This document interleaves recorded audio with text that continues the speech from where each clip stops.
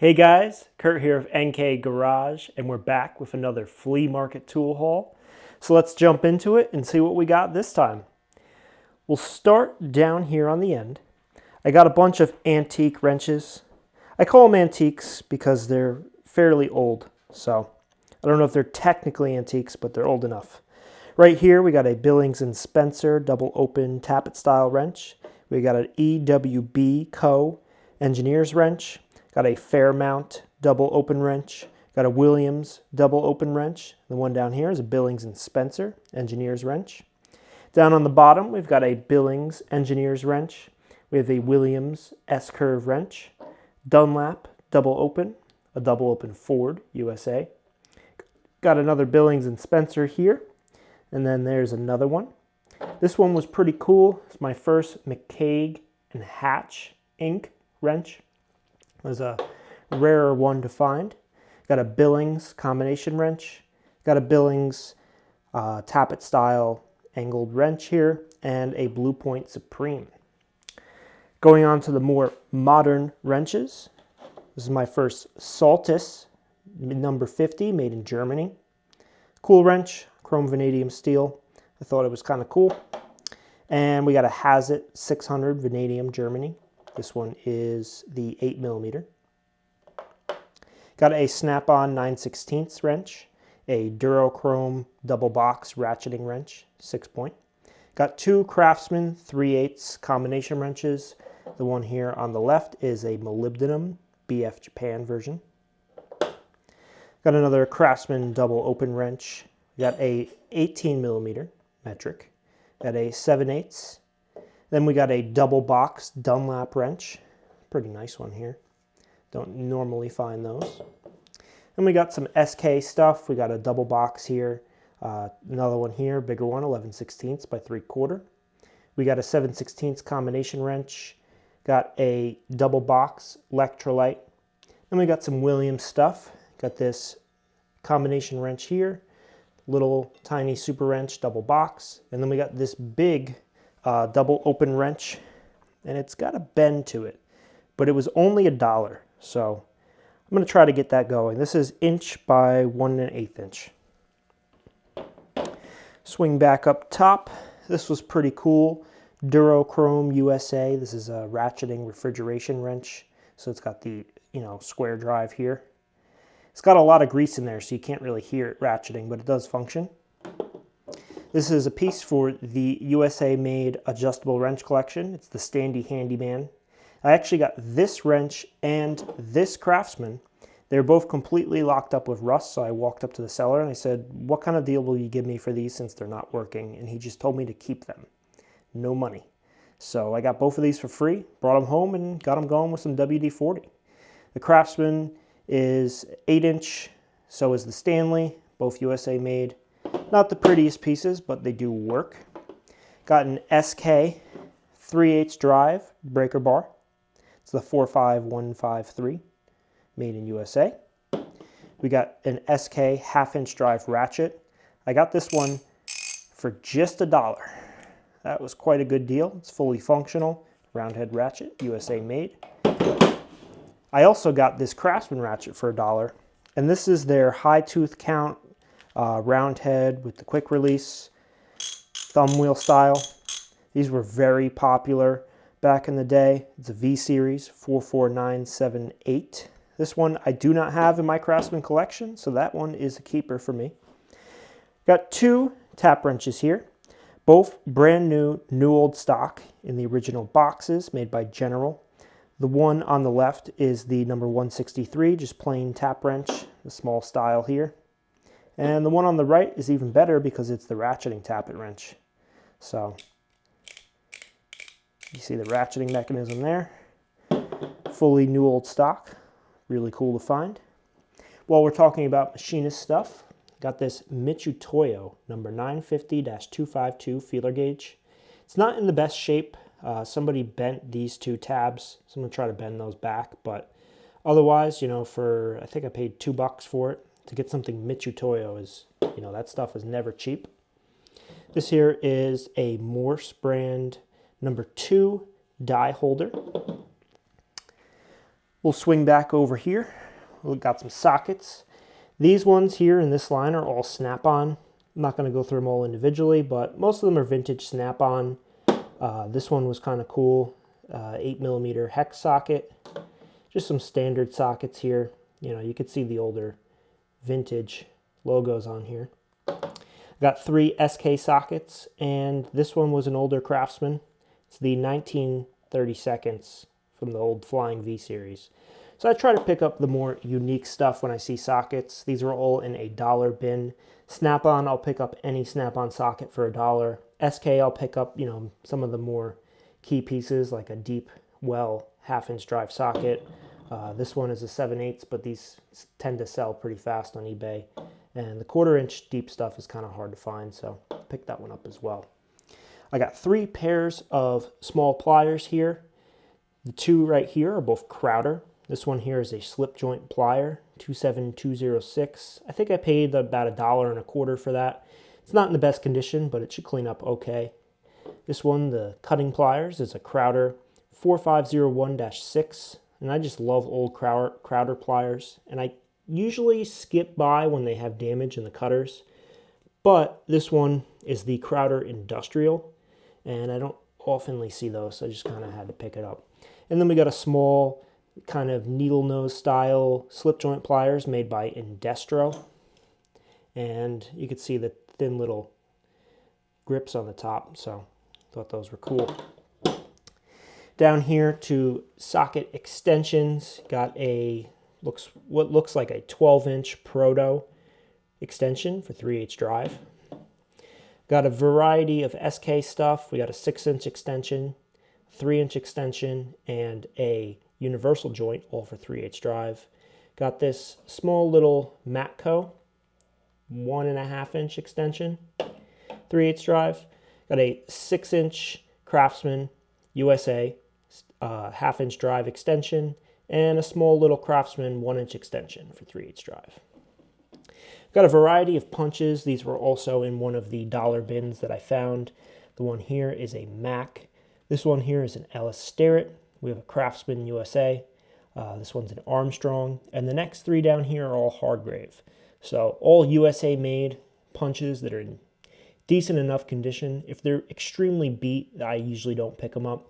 I only pick them up when they're in decent enough condition and they're USA made, good brands. Got some woodworking tools. I don't oftenly pick up woodworking tools, but I do love spoke shaves. And this one was only like $2. And I picked it up and I cleaned this up so you guys could see that, but that's the Stanley Sweetheart logo, and this is the number 53 spoke shave. So that was a total win. You know, this is a $45 tool on eBay. Just needs some good cleaning, and I got it for about $2. Talking about Stanley Sweetheart, I got this Stanley Sweetheart blade.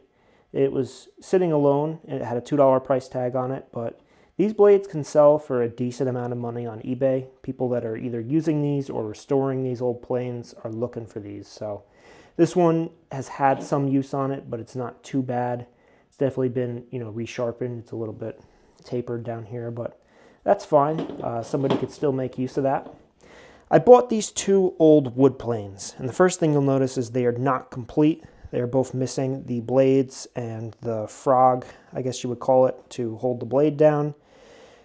This one over here is missing the handle, but these were also on the $2 table, and $2 for something like this that could be a good display piece for somebody, you know, whether you're not, you're just putting it on the wall for art, or maybe somebody needs parts for a restoration. I just felt like it was kind of worth it.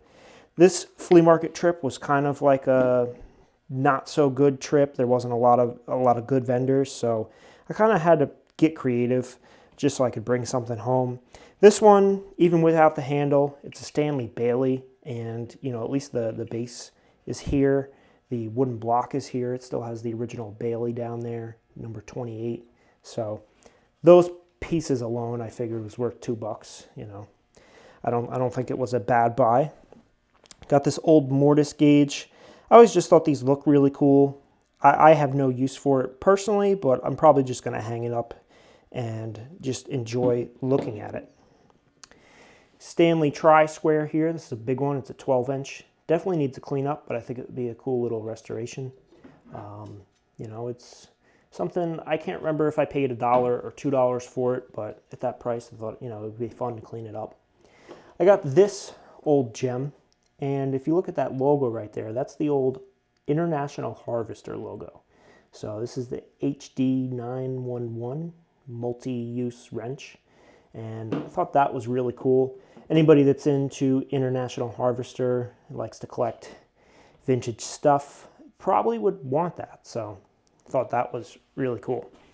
I got this pipe wrench here, but what I thought was really cool about it, it's marked GTD down here. So I've never seen a GTD branded pipe wrench. You know, they're known for their taps and dies and machinist stuff. So I picked this up, $4 is what the guy was asking. I mean, it's fully functional. It doesn't really have a lot of rust on it, so I just wanted it as a collector's piece. Got some screwdrivers here. Got a Klein Tools, the 4-in-1 or 6-in-1, however you call it, screwdriver. It's got one bit in here. The other one is missing, but you can come across those bits pretty easily. If you go to flea markets and tag sales and stuff and you pick up some of the cheaper ones, you can just keep the extra bits and use them when you want them for the better handles. This one here is a Buck Brothers, again, made in USA, and it's also missing a bit. I didn't notice that when I picked them up, kind of realized that after I got home, but it's all right.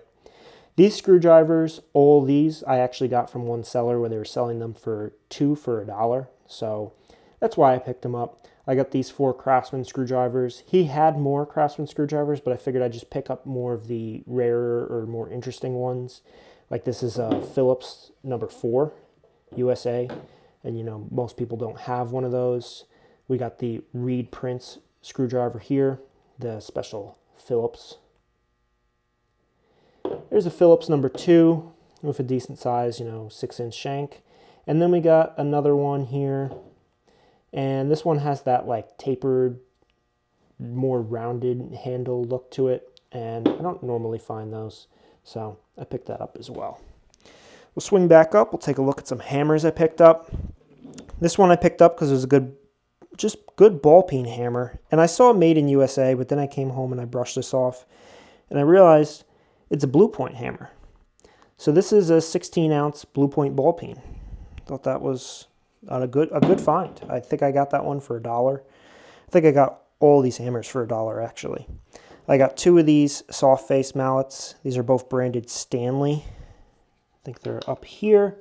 They're marked Stanley number 593, made in USA. And I got these 2 Machinist hammers. They definitely need some TLC, but they should clean up okay. We recently got into machining and stuff like that, so I pick these up when I can. This one's got a little bit of a bend and, the end's a little beat up, but we could probably clean these up, make some good use out of them. And then I got 2 old vintage tack pullers. This one here is a Miller's Falls. Not sure if you'll read that on the camera. It's also marked down here. I think it's number 211. Wood handle, in pretty good shape. This one here is I think it says the W.M. Johnson Company in Newark, New Jersey. I might be pronouncing those initials wrong. It's hard to read, but I got both of these for, I think, $3 a piece. And then I got this pair of weed pliers. These are chain link pliers. And this was another thing out of the dollar bin. I figured probably worth $1. Probably worth a bit more than that, especially once they're cleaned up. They seem to be in okay condition. So given the light amount of options I had, I kind of got, a little bit out of my regular comfort zone. And then at the last seller I was out of the day, I was looking and I decided to buy these 2 bottle jacks. After I brought them home, I kind of regretted it because I'm not really sure if they're going to be good or not.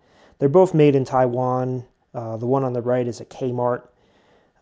They don't have the handles, but I'll have to test them out and see if they can hold under load. And I paid $5 a piece for them, which you could probably go to Harbor Freight and get this size bottle jack for like $35. So we'll see. At least if one of them works, maybe I'll be happy. I picked up this double bay DeWalt charger, We do have a couple of DeWalt tools, and I made a mistake because after picking this up, I brought it home and Nick asked me, will it do lithium batteries? And it won't. It'll only do the old NiCad batteries. We do have one of those batteries, but I was kind of hoping to put 2 batteries on at the same time, and we only have one NiCad battery. So I'll probably test it and resell it to somebody who does have the older NiCad style batteries. And last but not least, I picked up 20 pegboard hangers, and these are from a store. The guy had an old hobby shop. He's retired and he doesn't do any of that anymore, and he had a bunch of these, so I picked up 20. He was asking $1 a piece. I told him I'd do 20 for 15 bucks. He said yes. They're just super heavy duty, and in the shop we have learned that if you make use of your vertical space, you'll really get way more organized. Pegboards are huge. Up here is a custom clamp holder that actually was either Nick's grandfather or his uncle set that up, and that is definitely important if you have a lot of clamps. But pegboards are huge. Wall organizers. I mean, you could even see up on the top row, we have all of our tape is hung on pegboard, and as you go along, it turns into wire and string, and eventually, once you get down here, it's all extension cords.